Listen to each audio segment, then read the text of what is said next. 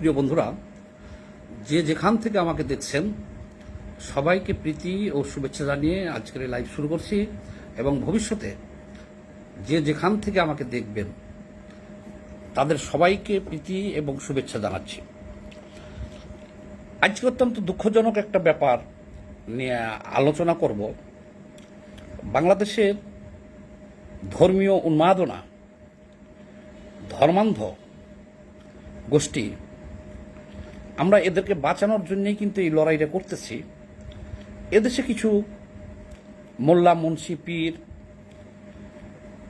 আছে, আলেম নামে কিছু ভণ্ড, তারা এমন একটা ইসলাম জায়েজ করেছে যে ইসলামের সাথে, মোহাম্মদী ইসলাম বা আল্লাহর ইসলামের সাথে কোনো সম্পর্ক নাই।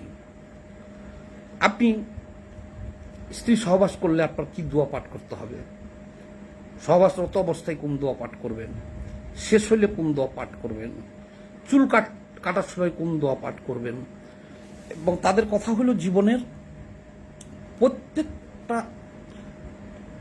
কাজে 24 ঘন্টা আপনার দোয়া পাঠের মধ্যে থাকতে হবে এবং দোয়ার মধ্যে দিয়ে সব সমাধান করতে হবে।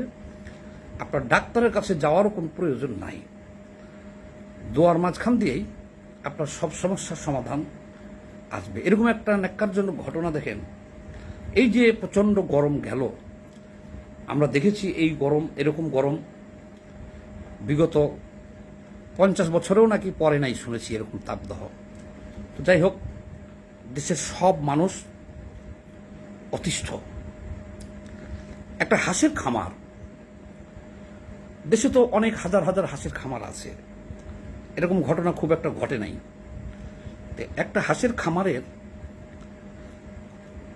যেহেতু একদিকে বিদ্যুৎ নাই, লোডশেডিং চলে, তো সেই খামারের হাঁসগুলো গরমে, এদের আবার ছেড়ে দেওয়ার মতো বড় ধরনের পুকুর বা এইটা মনে হয় ছিল না। তো যখন গরমে দুটো একটা হাঁস মরা শুরু করছে,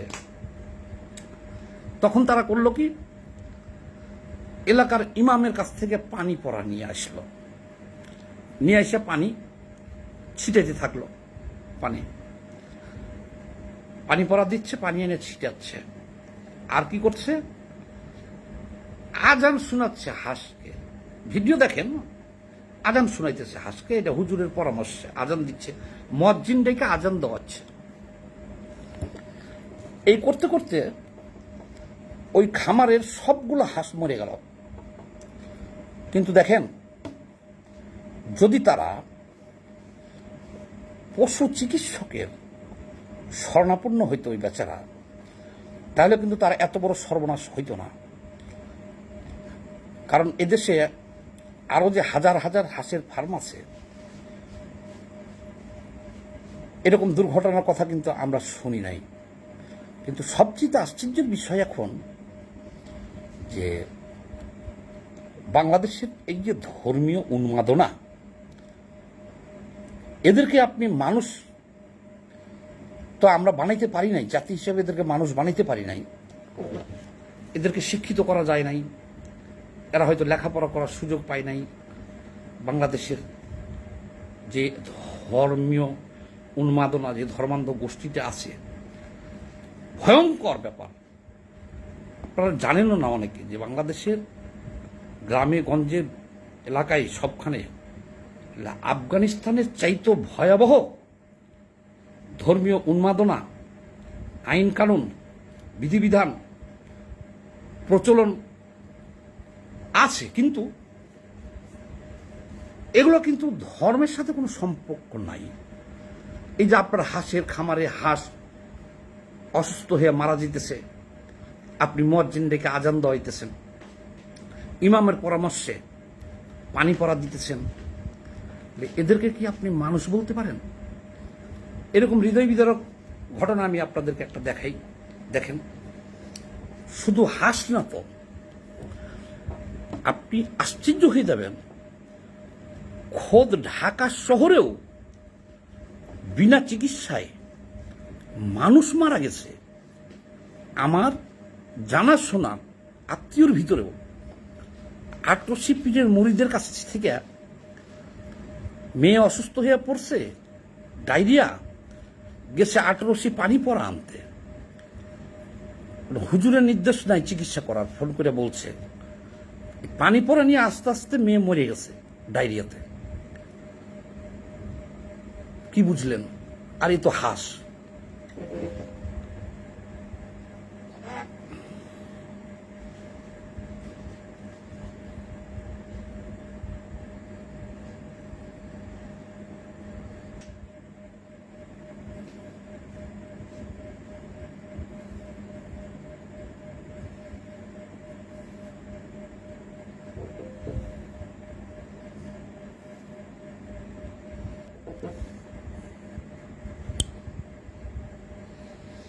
এই ফার্মের ঘটনাটা যদি পড়েন তাহলে আপনি বাংলাদেশের মোল্লাদের, আর যে মোল্লারা করুণায় মানুষ, সারা বিশ্বের মানুষ আতঙ্কিত, সেই মোল্লারা ফতোয়া দিছে আপনি মাস্ক পরতে পারবেন না, জামাতে নামাজ পড়বেন, সবখানে যাবেন, আপনার কিছু হবে না, আল্লাহর রহমতে কিছু হবে না।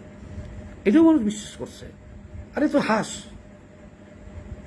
একটা ফার্মের সবগুলা হাঁস মরে গেল। আমি তার স্ট্যাটাসটা পুরোটা পড়লাম। স্থানীয় ইমামের কাছে যে বলছে যে আমার আজকে 3টে হাঁস মারা গেছে আর বাকিগুলো দাপাইতেছে। উনি ফ্রেশ পানি কিনে আনতে বলছে, এক দামে পরিয়া দিছে, ওই পানির সাথে খাওয়ার সাথে মিশিয়ে মিশিয়ে খাওয়াইতে বলছে। আর কি করছে? আজান দিছে। ওই যে দেখলেন মরে যেতেছে, তাও আজান দিতেছে। বেচারার ওখানে হাজার হাজার হাঁস সবই মরে গেল গরমে। এই হলো বর্তমানে বাংলাদেশের ধর্মান্ধদের, ধর্ম উন্মাদদের একটা চিত্র আপনাদেরকে দেখাইলাম। আবু মমিন ভাই যোগ দিয়েছেন এত রাতে আমার সাথে। ভাই আপনাকে স্বাগতম। রাজু আহমেদ হৃদয়ত জয়েন্ট হয়েছেন, ভাই আপনাকেও স্বাগতম। তাহলে আমি যে বিষয়টার কথা বলতেছিলাম, দেখেন, এই ব্যক্তি যদি স্থানীয় পশু চিকিৎসকের পরামর্শ নিতে, যখন প্রথম 2-3টে হাঁস মারা গেছিল, তখন আমি নিশ্চিত ব্যবস্থা ছিল এই বেচারা খামারটা মরে শেষ হয়ে যেত না।